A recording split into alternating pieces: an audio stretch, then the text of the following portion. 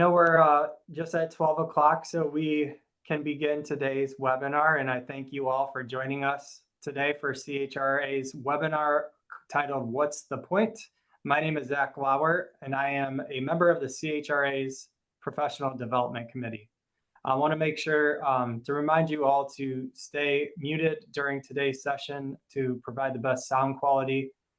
Please note that we will have some breakout sessions. So as we enter those breakout sessions, you can take yourself off mute and feel free to share your video if you'd like to today as well. If you are experiencing any questions or have any technical difficulties during the session today, please use the chat feature as it will be monitored throughout the session.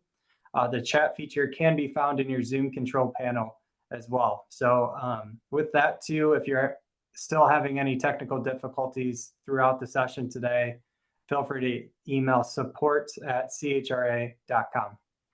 Today's webinar will be recorded and shared with you in a post-webinar communication. Questions, as I said earlier, will be answered by the presenter throughout the webinar to the best of their ability. And if you have questions, again, we encourage you to submit those questions using the Q&A box in your Zoom control panel. If you are SHRM or HRCI certified, this webinar is worth 1 hour of general HR credit by HRCI and 1 SHRM PDC toward your recertification. An email with recertification IDs will be shared with you by tomorrow. And for today's webinar, our speaker is Dr. Caroline Brookfield. Dr. Brookfield is an author, veterinarian, entrepreneur, and stand-up comedian who helps left-brainers to amplify originality with a creative mindset. Although she can't draw a stick figure or even sing happy birthday, she expresses her creativity through comedy, writing, and creative problem solving, like sneaking vegetables into smoothies. Dr. Caroline is an award-winning innovator and the author of the book, The Reluctant Creative. She lives in Calgary, Alberta, where her lectures go unheeded by her family. The dog listens if treats are involved. Now it's my pleasure to hand it over to Dr. Caroline Brookfield. Hi, thank you, Zach. Thanks for that introduction that I gave you. I was uncomfortable with introductions. It's funny how that works. So today we're going to talk about meetings and how to make meetings a little bit more creative and what's the point. So I want to make this interactive because it makes it more interesting for me. I have ADHD. I think it's really boring just talking to a camera. So I would love to know if you would love meetings to be a little bit more interesting and interactive than they are right now. Maybe you want to put a bit more ting in meeting. I don't know. I just made that up. It's not a joke. It could be a joke. It's a bad joke. So let me know in the chat, like, would you like meetings to be a little bit more interesting? You know, this meeting could have been an email as a common thing. So Rachel says, yes, thank you. Yes, please. So that's what we're going to talk about today is how to make, absolutely. Thank you. So yeah, throw in the chat. Sure. If you don't want meetings to be more interesting, then why are you here? So that's the whole point of this meeting, this webinar today is to make the meetings more interesting. So these are your, SHRM type competencies. We want to have them at our meetings so that we can lead more effective idea generating and problem solving. We're going to talk about meeting agenda development strategies so that we can increase engagement and safety within meetings, and a systematic approach to idea generation for innovative approaches. What does that mean? It means we want more interesting meetings. We want people talking. We want to solve more problems. I only see 3 people who want more interesting meetings. So the rest of you are here for your credits. That's okay. We'll get you on side. So if you're working in HR, you've probably heard or experienced statistics like this. It's very or somewhat challenging to find skilled professionals. Most business leaders are finding that there's a talent engagement and a talent retention gap. And if you are in HR, then maybe, you know, this is the CHRO here trying to flag someone, or no, this is the HR generalist here flagging down the cars, and the executive committee standing there like just waiting for talent to come by. And one of the things that's really interesting about a creative meeting and a creative team is that it drives engagement and cohesion. In fact, if people feel like they're using their creativity, they're less than half as likely to be looking for another job. So creativity in general is something that we should be on our radar as teams and as people who are working in teams for many reasons other than the obvious of innovation. So things like Gen Z or Gen Z, because I'm Canadian, 88% of them believe that creativity is essential for their success. So if you are working or hiring Gen Z, then know that they want to use their creativity and they want to be solving problems. Most people want to use their creativity more. Of those people, only half really have any idea where they would start. And creative employees have higher job performance, higher team cohesion, and higher productivity. The kicker is that only 18% of employees feel like they can take the risks at work to be creative. So this is also in the most recent Gallup Future of Work report. Creativity is the #2 skill after analytical or critical thinking, but it's also the #1 rising skill that's needed in the workplace. And what I find interesting about that report is that when you look at where companies are investing their training, they are not investing it in the #1, #2 skill that people are looking for or that's relevant in the workplace. I don't know why that is. I don't know if it's because people think, let me know if you think that you can train creativity. So give me a yes if you think that you can train creativity, or a no if you think it's like an inherent skill. I'd love to know what your thoughts are on creativity in the workplace. Do you think yes, that, now I forgot what I said. If you think yes, that creativity can be trained, give me a yes in the chat, or give me a no if you think that it's an inherent trait. Yeah, people can to a certain extent. Yeah, yes. Okay. So far, most people think that there is some capacity to train creativity, and that, yeah, yes. So David says yes. Dave says to a certain extent. Vivian says yes. Tracy says yes. Rachel says, I think everyone can be creative. So I'm sensing a qualifier in that. So, and that's very true. So we all have the capacity to be creative. And what I'm talking about today, which is what Zach alluded to in my introduction, is that it's everyday creativity that I talk about. I'm not talking about like the iPhone or the Mona Lisa or, you know, the CN Tower. That's a Toronto reference. Those are all massive, epic, big C creative events or products.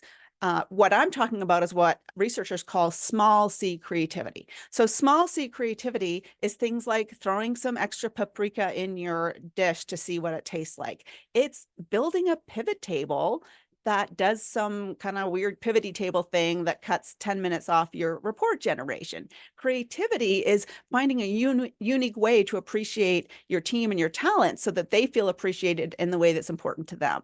So that is small C creativity, and that's what I'm talking about today. And Rachel says companies don't always appreciate creativity. And that is true. So some people consider creativity to be like chaotic or unregulated or sometimes antithetical to like safety issues, which is not true. It's just, how do you apply that creativity and that creative problem solving in a way that can move your business and your goals forward? And we use creativity every day. We love using our creativity because the researchers have found that humans are solution generated. We love solving a problem. And anytime you do anything creative, even if it is something traditionally artistic, like how do I represent this tree on a canvas? Or how can I, build a break room hygiene plan so the microwave isn't dirty all the time?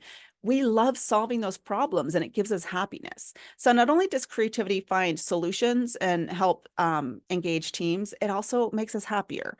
So it's one of the things that I think is diminished, to Rachel's point, because everybody says, we want creativity, we want innovation, but you can't get innovation without creativity. There's no point in hiring like 4 people in your company to push innovation forward when all the people who are working in your company are not allowed to share ideas and to try new things and to think of new solutions. So that's my soapbox on creativity. Let's kind of change this up a little bit here. So creativity at work, what makes a company creative? So when we're talking about creative companies, and I belligerently use the word creative because a lot of people, to the point we're just talking about, think that creativity is not in business because they think of it as something artistic and something random. But creativity is the way we approach problems and think about solving them in a new way. And if you want a creative company, you have to embrace that word. I mean, I have a colleague and she did some research in the workplace on creativity, but she called it think differently because she said some companies just don't like the word creative. So I would love to know if you could send me in the chat, is there a company that you think of as creative? Like what company comes to mind immediately when I say a creative company? I would love to know what companies come to mind. Google, Apple, Google, yeah, they're the commonly thought ones because they're innovative, right? They stretch and they give a priority to creativity.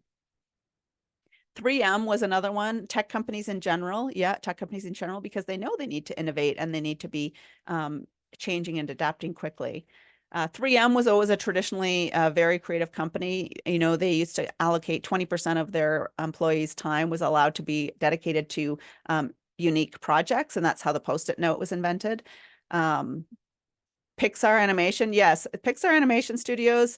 There's a great book by I forget the name of the Ed Catmull wrote a book called Creativity Inc. about Pixar. So if you want to learn about creative companies, that is a great book there. So one of the things about creative companies is a study that Gallup did and polling something like 20,000 employees. And Gallup found that if a company had these 3 criteria, then they could consider themselves to be a creative company. Pretty simple, like the simplest hard things to do, right? They gave their employees the expectation to be creative, they gave them the time to be creative, and they gave them the freedom to take risks. So if an organization had these criteria, then they were considered creative. And the business results were amazing. They had higher team engagement. They changed the number of employees who were empowered to innovate from 20% of employees normally feeling empowered to innovate to 70% of employees feeling empowered to innovate. So it was a massive change. I'm going to change this so you can actually read the slide. It was a massive change in the number of employees who felt empowered to innovate, like 50%. So if you're a manager or you are working with a team, the visual that comes to mind for me is like, what if 50% less problems came across your desk because people just figured it out? Wouldn't that be great? So higher performance, employee retention, more revenue, and growth. So that's the background as to the convincing you as to why we need creativity. And now we're going to dive into the how, which is how you're going to make meetings more interesting and build this culture of creativity in your business and your organization. So the foundational habit or the foundational skill that I want to focus on today is this idea of divergent and convergent thinking. So when we think about creative thinking, a lot of times we think about like a kindergartner who's like, how could we get a unicorn to the moon, or some inventive idea about how to, create a widget or play with a toy. Divergent thinking and convergent thinking are both parts of creative thinking, but the problem is we tend to do them at the same time. So divergent thinking is many different answers. It's imagination, like 1,000 answers to the question that we ask. If you were writing a poem, a divergent question would be, what should I write my poem about? Convergent thinking is also very important in creative thinking, but it's kind of the opposite. There's only one answer, and it's more focused and deliberate and filtering down. So a question, if you were writing a poem, would be, which word would I put in this sentence to make this poem exactly the way I want it to be?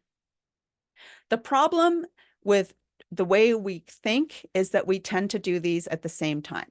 So Dr. George Land was a very famous researcher hired by NASA to develop a creativity test for them. And a little bit of background on that test, which is fascinating, is he developed the test and then had this great idea. What if I give it to kindergartners?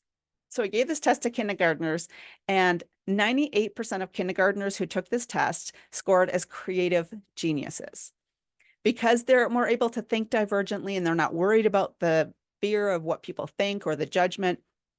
They can think divergently without worrying about what the consequences could be. Whereas we tend to think about that a lot, I think.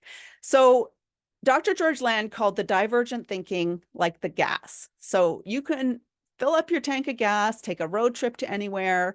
You can, go south, north, east, west, go towards the sunset. Who knows where you're going to end up? The convergent thinking is the brake. It's also very, very important. But do you know what happens in a car when you hit the gas and the brake at the same time? Tell me in the chat what you would call it when you hit the gas and the brake at the same time. I had a Camaro in high school, so I am well familiar with this. I think we call it something different in Canada. Does anybody know? We call it a brake stand. I think in the US, you might call it something else. Stalls. Is that what we call it? Stalls. Burnout. Yeah, exactly. So imagine you're slamming your gas pedal and your brake pedal at the same time. Your wheels are going to spin. It's going to be deafening sound of squealing tires. The rubber's going to be burning. There's going to be smoke everywhere, but you're going to be completely stuck and go nowhere. And so that is the hallmark skill I want to focus on when you're trying to think of new ideas or move forward, is the importance of separating these two processes. So let's feel what it feels like. So divergent thinking, we're going to do an exercise here in a second, and it's called the Guildford's test of alternate uses. Now, this is a validated creativity test that you can do to find out if, driving a Camaro makes you more creative. You would do this test and then drive a Camaro and then do the test again. And they would say if it made you more creative or not. We're not doing this as a test. It's just for fun so that you can experience what divergent thinking feels like, and maybe even feel your judgment and your filtering coming in as you're trying to think of these ideas. So in a second, I'm going to show you an item that you should know what it is. And your job in the chat is to just type all of the things you think you can use this item for. If we were scoring this, which we're not, the ideas that were as far away from the originally intended use of the item are going to be the most creative. So if I gave you a brick and you said, build a house, sure, but it's not a very creative answer. Scuba diving, wait, that would be a more creative answer. So does anybody have any questions about that before I show you the item?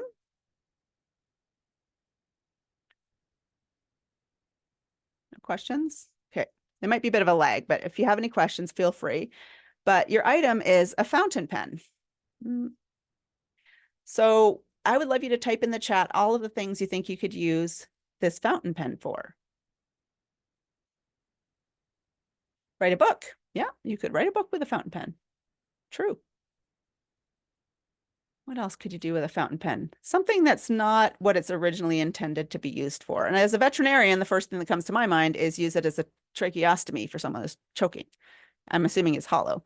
Right, break the plastic seal. Oh, like when you've got like a package and it's got the seal on it. Yeah. Poke a hole in a childproof seal in a bottle of meds. Yeah, good. Someone else is going to say trach. Ah, very nice. Maybe someone who works in healthcare.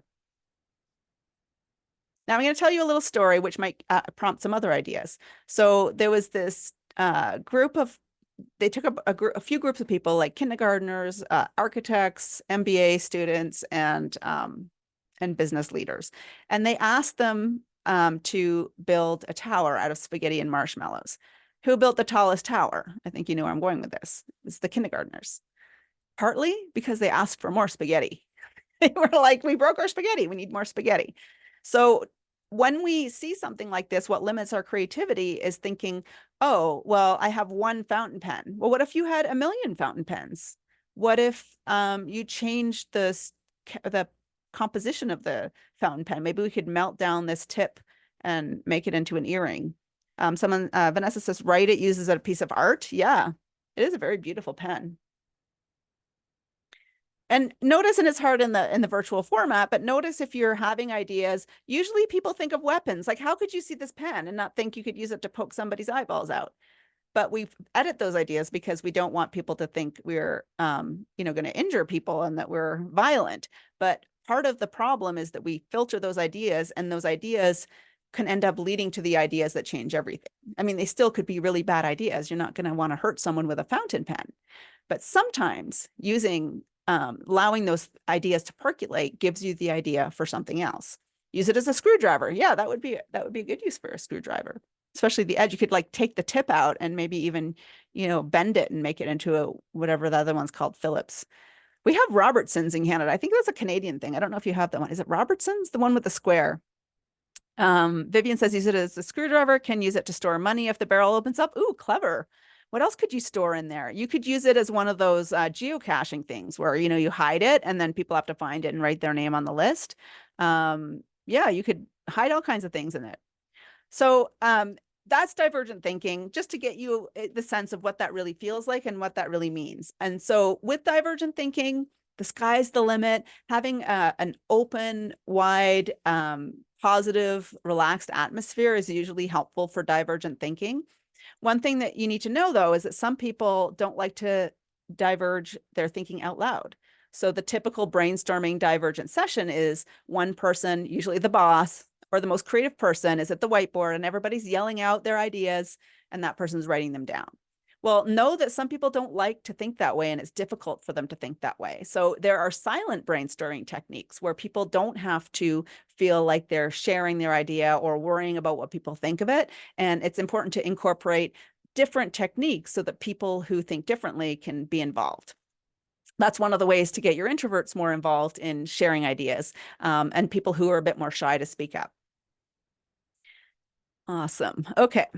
Just checking the chat here. So that's divergent thinking. Does anybody have any questions or comments about that? It's pretty informal if you haven't guessed. I am not like a super formal speaker, so I always like to make sure I'm hitting what people want to know. Okay, so I don't see anything in the chat, but we can always come back to it if there is. So that's divergent thinking. Sky's the limit. That's the gas in our car. Now we're going to talk about convergent thinking. Now, convergent thinking often is best in a more focused and somber environment.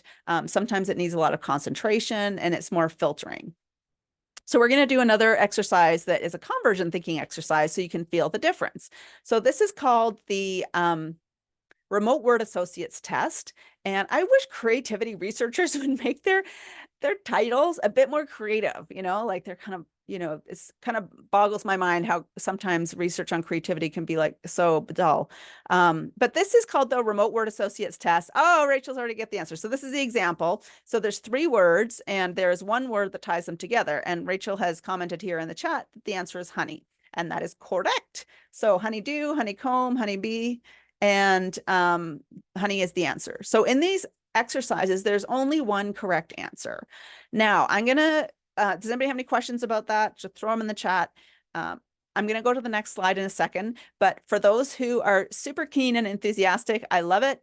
Please just hold the answer when we start this for a few seconds so people can have a chance to try to figure it out on their own. And what I'd like you to realize or pay attention to is like, how are you solving this problem? A lot of people will pick a word and try to fit it in. A lot of times it just pops and gives you an answer that kind of just comes out of nowhere. All right, so let's continue. So hold your answers to the question, if you don't mind, just for a few seconds, just in case other people are trying to figure it out. Oh, they're honey. Okay. So this one is sandwich, house, and golf. So there is one word that ties them all together.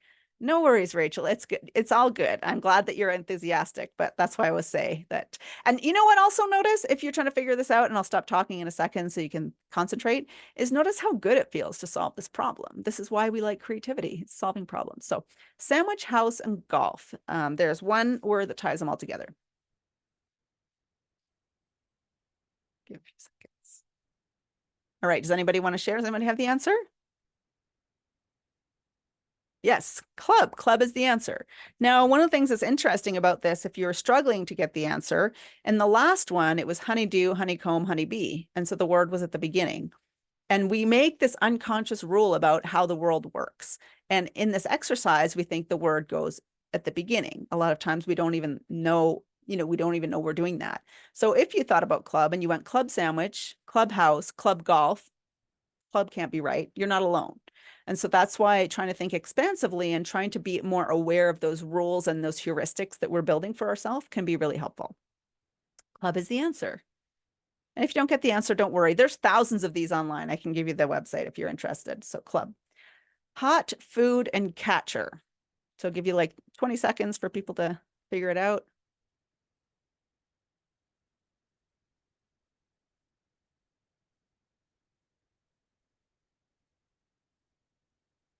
Okay, hot, food, and catcher. Does anybody have the answer for that one?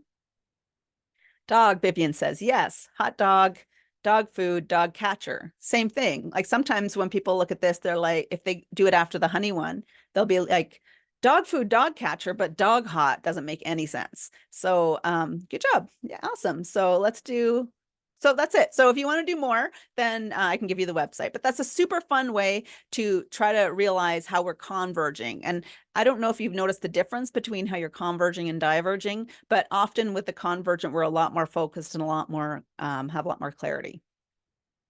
So if this is what your meetings look like now and you're leading them and you're the only one smiling, maybe there's a few things you can do to change things up. Let's make them more marvelous. Here's 6 agenda elements that you can incorporate into your meetings to make them a little bit more interactive and a little bit more fun. Let me put it up here. So I've got 2 screens and then I never know my mouse is. So the first one is to have introductions or an icebreaker. There's a author called Atul Gawande who wrote a book called The Checklist Manifesto, and great book, especially if you're in healthcare. But one of the things that struck me about what he found is that in an OR setting, if there was an introduction where everybody just basically said their name, it made them more likely to speak up or say something if there was something happening in the OR, like they broke sterility or there's a problem. So even just getting people to speak out, excuse me, at the beginning of a meeting and share an introduction is a great way to do that. And so we're going to do that exercise here together in a breakout room, which is a really fun exercise you can take back to try to shake things up a little bit and have people make a bit more connection and learn about each other, that things they might not know. So I call this the uncomfortable introduction. Don't worry, it's not really that uncomfortable. It's from a book called The Success Hangover by Kelsey Ramsden. But this is a great icebreaker, or if you've got a team with a lot of new people. And what we're going to do is we're going to go into breakout rooms of like 2 or 3 people, very short, like 2 minutes, maybe 3 minutes max. And you're going to introduce yourself in a way that you haven't maybe introduced yourself in the past. Normally, I would say something like, hi, my name is Caroline. I'm a veterinarian. I live in Calgary. I got a dog and 2 teenage boys.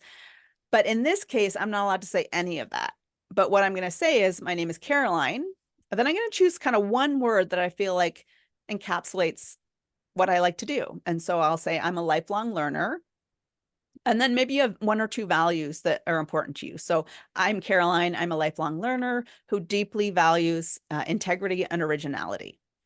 And so I would love for you to go into breakout rooms and try to introduce yourself in this way. And what we're going to do is just go by alphabetical order. So whoever's name is closest to A goes first. And we're just going to give you like 2 to 3 minutes to do that. And feel free to type in the chat if you have any questions.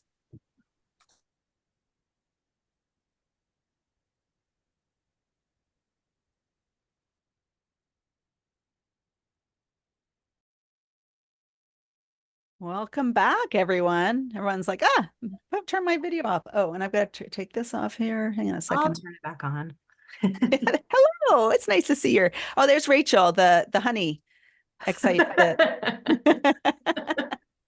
The teacher's pet, apparently. No, it's great. It's you know what? We need to show our enthusiasm and curiosity and be who we are. And that's part of what being creative is just bringing yourself to work and not hiding, the parts of you that you think just don't fit. As a veterinarian, as a veterinarian, I had a jewelry business for a while. I've had a few businesses. And when I'd go to vet clinics, I never told people I had this jewelry business because I thought they would think it was really weird. And when I did tell people, they did think it was weird. But people would come back to me like a week or a month later and say, you told me you had that jewelry business and I thought that was weird. But then I remembered I used to quilt, or I used to sing in a choir, or I used to, paint figurines, right? So it's contagious. So the more we can bring a little bit of ourselves that we feel comfortable to work and share, the more likely other people will the same. And I mean, why do you want to come to work and be someone completely different? I don't know. Nobody wants that. No, I don't know. Maybe people do, but not me. So awesome. Well, hopefully you enjoyed that breakout room. And let's go back to my slides here. I got a lot going on. It's a good thing I have ADHD. That's the breakout room. So that is the uncomfortable introduction. Does anybody want to share? Did they find it uncomfortable, or did they like it? Or is that something you'd use again? Feel free to unmute if you want to, or just type in the chat, whatever you works.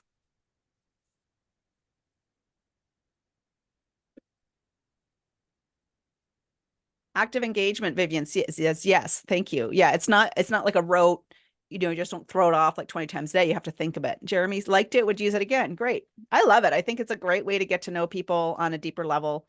And it actually, Jeremy says it makes one think about themselves differently. Yeah. And sometimes people haven't thought about like what's important to them and what, what is one thing that defines them, and really changes. When I do this with groups that know each other already quite well, they say they've learned things about people that they had no idea. They learn about people in a completely different way. Like when someone says to me, I'm a, when Zach, do you mind if I share what kind of the comments you made? Or so Zach said, he's a Rotarian. He really wants to give back to his community, and he deeply values his connection with his family. I'm like, I feel like I know him way better than if he's like, I'm a dad. I live in wherever you live. I don't even know where you live. So, but I feel like Annapolis. Okay. So I feel like it gets to know people on a deeper level. So that's a exercise that, that you can do with your team if you like. And it kind of throws them out. And also one of the habits of creativity I talk about in my book, but also in general, is this idea of facing ambiguity. And especially the way the world is changing so rapidly, we need to feel like we can be more confident in ambiguity. And this is one of the exercises I'll often share for people to use to help, develop a bit more confidence in ambiguity, because it is a different type way to introduce yourself. So. Awesome. So that was the introduction icebreaker. There are a ton of different icebreakers. What I see people doing wrong, I think, is like, I should have an icebreaker, so let's stick some improv game in here. And I know I love improv. A lot of people hate it. I think it's important to tie your icebreaker or your introduction to the goals of the meeting. So if your goal for the meeting is for people to work more cohesively together, this uncomfortable introduction is a fantastic exercise. If your goal for the meeting is to get them to think more divergently and to stop worrying so much about what other people think, then an improv game that I use often is called A Word at a Time, where you tell a story one word at a time in the group, and that kind of starts to get people out of there like, I don't want to say that word, that's going to be weird. So I will reference later, but there is a PDF that I have shared with the CHRA that you'll be getting, which goes into a little bit more detail on some specific exercises and techniques you can use in meetings as well. So that would be what I would refer to, and you can always reach out to me and ask if you're not sure.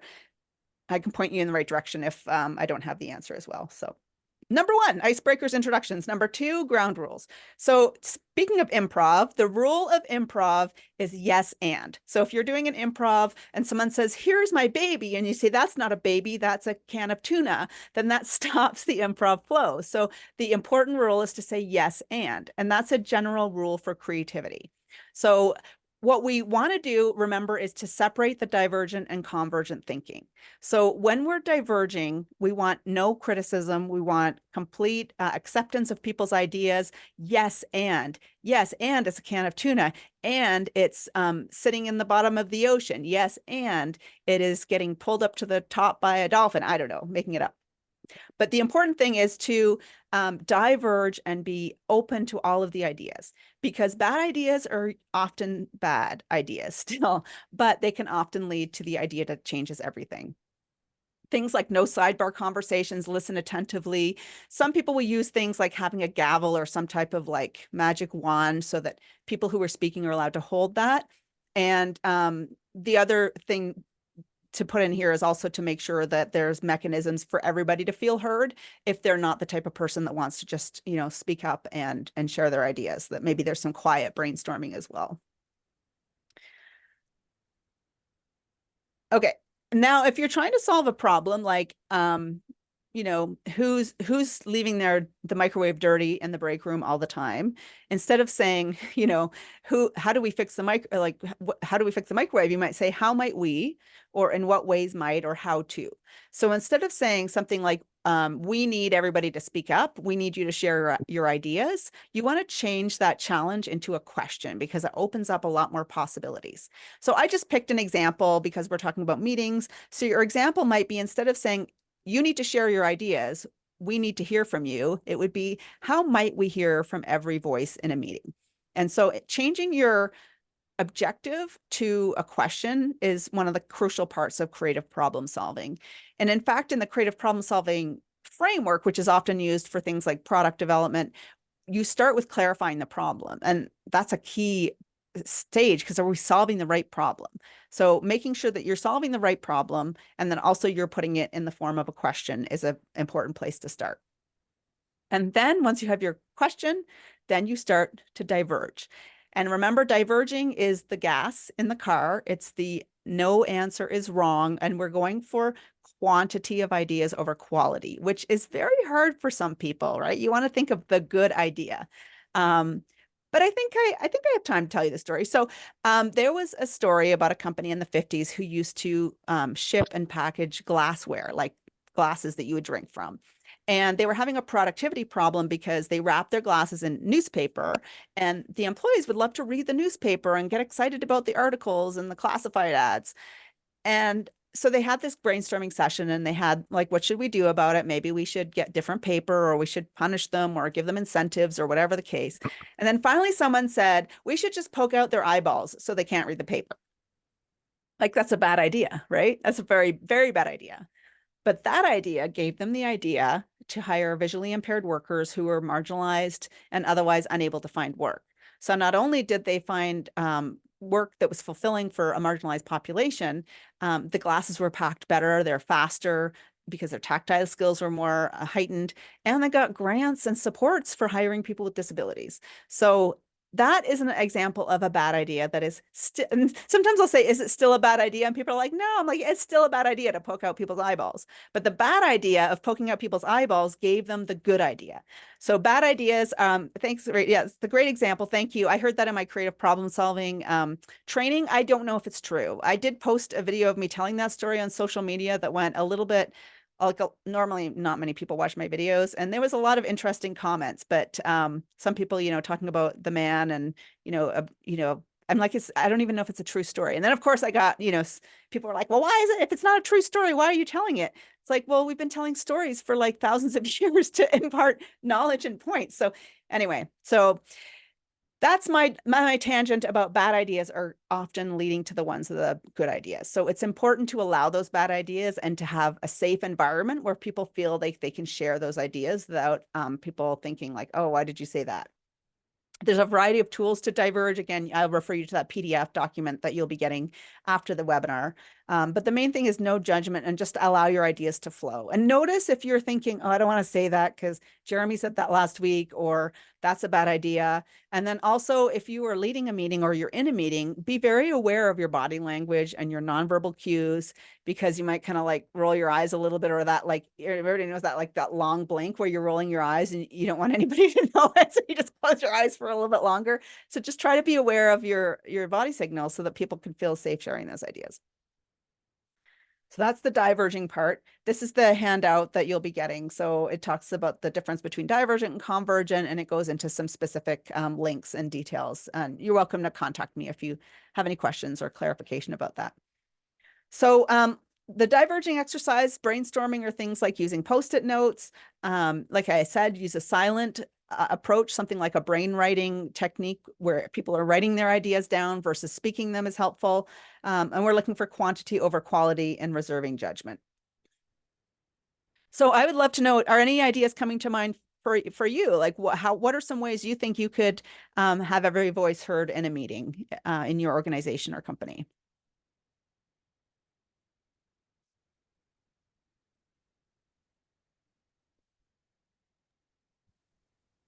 Do you want us to chat it or just yeah, sure. unmute? Okay. Whatever you want.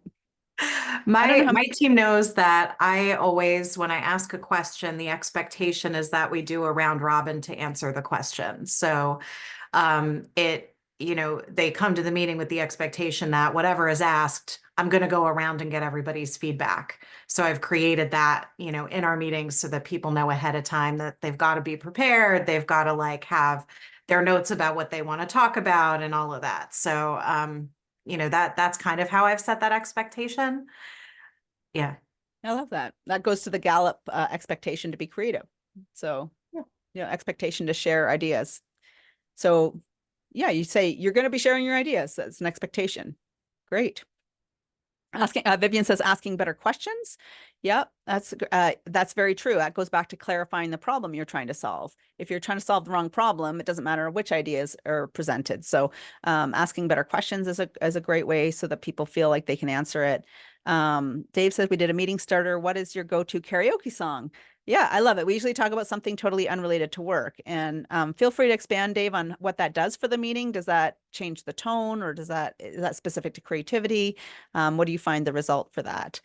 Jeremy says, give employees stickers for speaking up to encourage participation, like what happens in primary school. Yeah, but it has to be a scratch and sniff sticker. I like regular stickers won't do it for me. I'd need a scratch and sniff, or one of those like shiny ones, or the puffy ones. You know, the ones where you used to like, I don't know. Now like you used to press them and it used to like make these swirly patterns. I used to have a sticker collection. Rachel says candy works too. Yeah, and actually, you know, there's a little bit to that. Like a little bit of hit of sugar actually does increase creativity. So Dave said, gets the juices flowing, lightens the mood, and gets everyone talking. Yeah, which you kind of need that environment, especially if you're trying to solve problems and think creatively. And I think I would also say it probably makes them feel a little bit safe as well, because they're sharing, they're being a bit vulnerable, and they know that now you're proving to them it's a safe place to do that. Awesome, thank you. So those are some great ideas, and that's a typical brainstorming, like everybody share an idea. And oh, Dave says, when I'm leading a meeting, I make very sure to make eye contact with everybody throughout the meeting. Yes, great point. Making sure everybody feels seen and connected. So this is another divergent exercise, and we're going to hop into a breakout room in a second, just for 2 minutes again. And this is kind of a what's called a forced connection exercise. So what will happen is we'll brainstorm, and then we think we've got all of our ideas out. And that is when you need to double down and go deeper, because you've just scratched the surface. And so a forced connection exercise is anything like throwing a random thing in to amplify more ideas. So it might be like, choose one of these images that reminds you of the feeling you have about this question. So maybe it's a stormy night or an ocean scene. So that's a forced connection. Or you can just get people to randomly grab something in the office and say, like, how is your problem? How is finding every voice in a meeting like a binder clip? Like, it's, you know, sometimes hard because it's pinchy and it hurts to share my ideas. So you just throw something in there and have people think about what that means and how that affects the thinking. Super easy. And this is a forced connection exercise, which is think of anybody famous. So I'll give you like 20 seconds to think of anyone famous, dead or alive. You can like them or hate them or admire them or not. And once you have that idea, I'll tell you what we're doing next. Okay, so if everybody has someone famous, what would your famous person do about this challenge? What would your famous person do about getting all of the voices heard? So for instance, in my last facilitation I did in person, someone said their person was Gandhi. So it's like, how would Gandhi approach getting every voice heard? Well, maybe he would sit in silence for 2 days with his team, which is probably a bad idea. But, you know, what would they do? So we're going to go to a breakout room, and I would love you to share with your colleagues just for, I think 2 minutes is lots of time, and just share some ideas about who your famous person is and what are some 2 ideas that you think they would do if they were trying to get everybody's voices heard in a meeting. And send me some questions if you have it in the chat. Oh, and start with the person with the longest hair.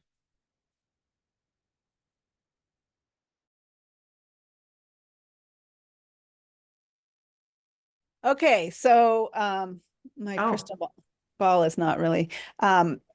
So any ideas you want to share about that popped up? Anybody feel like they want to share their famous person creative idea? I have to share that Vivian and I thought of the same person. So did Zach and I. Who was it? Taylor Swift. Ours was Beyonce. That's funny too. Yeah, Taylor Swift. Well, I mean, it's on everybody's mind right now, right? So what would Taylor Swift do in a meeting? I said she would give everyone a microphone to encourage participation, and Vivian said that she would like write a song and build lyrics around, you know, getting everyone to participate. I love it. So like an anthem, like a participation anthem. Because the hater's going to hate the, I don't know. Something, I don't know. I need a little bit more time to come up with a Taylor Swift anthem of meetings and sharing. That takes some time. Awesome. Anybody else have any ideas that they thought were really good for their famous person? I think I said Beyonce would have a dance party. And actually, Zach, can I share yours? Zach, sorry, I should have. Zach's also thought about Neil Peart from Rush, which Canadian band, and he would do like a drum rhythm. What was it? Something about a drum rhythm and getting people to to sing along. So something on the same lines. We're all music here apparently today. So Yeah. My favorite Um, band. Yeah. Rush? One of the Yeah. best drummers of all time, too. Yeah. I was saying to Zach, in Calgary here, we've got the Canadian Music Hall of Fame. Nobody really knows about it because it's Canada. And they had his drum kit on display for a while there. I don't know if it's still there. I should go check. The Rush display at the Rock and Roll Hall of Fame is also really cool. Oh, is it? Oh, okay. Where is that? Cleveland. Oh, nice. With me living there before, I've been there all the time. So I'm Nice. well aware of that. I love it. Speaking of creativity, right? Like that song where it like goes from 3 different genres of music or whatever it does. It's pretty incredible. So, all right, back to meetings. Converge and select. So that was the divergent ideas. The next step is to converge and select an idea to move forward with. It doesn't have to be complicated. You know, nobody's like marking you on it. So you can just pick one. One technique that's really easy is called dot voting. So if you're using Post-it notes and you have some ideas, maybe you kind of selected it down to 3 ideas. You give everybody 2 dots. They get to vote. If they love one idea, they put 2 dots on one idea, or they can put 1 dot on 2 different ideas. And basically you just take the one with the most dots and move forward with that one. So that's a super easy way to converge. Another way to converge is this impact versus effort scale, which is a little bit more specific. So if we were looking at how might we hear from every voice in a meeting, then we would go to this impact effort. Wait, I've got like something fancy to show you here. So you go to this impact. So let's say your idea was to have your idea with Taylor Swift, giving everybody a microphone. So you would say, okay, well, how much effort is it to give everybody a microphone? It's a little bit of effort. You got to get a microphone. You got to like, you know, find electricity. And then how much impact would it have? What do you folks think? I have to get out of that. You guys, it's like my vocal tick that I say. I don't know. People might be scared of the microphone. People might be scared of the microphone. So, but the impact, let's say we had the microphone, and we implemented it and we did it. How much impact would it have? Would it have like high impact or low impact if the point is to get everybody to speak in a meeting? I don't know. I would say it's probably Medium impact. medium impact. Medium So to maybe low. like right in the middle here, which Yeah. isn't helpful. But let's say it's medium impact and low effort. So it would be something to consider, right? Versus something that was low effort and high impact would be like, yes, heck yes, let's do that. For Zach's idea about getting a drum kit, that would be pretty high effort. Someone has to know how to play the drums. And the impact, well, I don't know how much drums would really get people talking. So I would say it's probably, sorry, Zach, I'm not right or wrong. I'm not right necessarily. Would anybody agree? Would it be kind of in this area here? Same with the dance party. Dance party, though, would be low effort and probably low impact. So it might be worth doing. So you can take your ideas and take your Post-it notes and kind of just stick them in the different quadrants and then look at basically any in these quadrants would be the ones that you would want to work, you know, move forward with. And then maybe if it's high effort, but you have a really high impact, like maybe that's something that you put on a long-term strategic plan, or you do like a more of a deep dive versus like, you know, a karaoke song is like low effort, high impact, right? So that, like Dave's example, was a good one there. So for getting people to speaking in the meeting. Does that make sense? So again, that's a super easy way to try to quantify and try to select down on the ideas that you diverge on. And then finally, it's a summary. Did everybody feel heard? And maybe as the leader, like, did everybody say something or share something? Did everybody feel like they could share an idea, whether it's silently or aloud? Acknowledge that everybody's contribution, which goes to Dave's comment about looking everybody in the eyes and making sure everybody feels that they belong and that they have made a contribution. And then as part of the creative problem solving process, you know, it's a much more extended process, but the next step would be develop and implement. So having those quick wins, like what are we going to get done in the next 24 hours? Maybe Zach's going to find out how much a drum kit costs, or Rachel's going to investigate how much it costs to rent a microphone for our next meeting. And then what are we going to get done in 7 days? And then reporting back on that so that we actually have this feeling of accomplishment.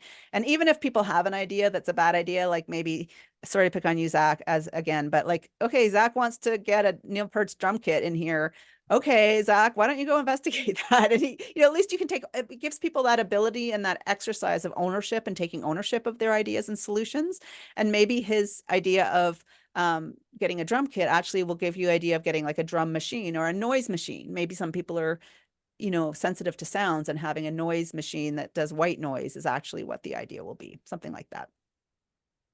So, so we're getting close to our time.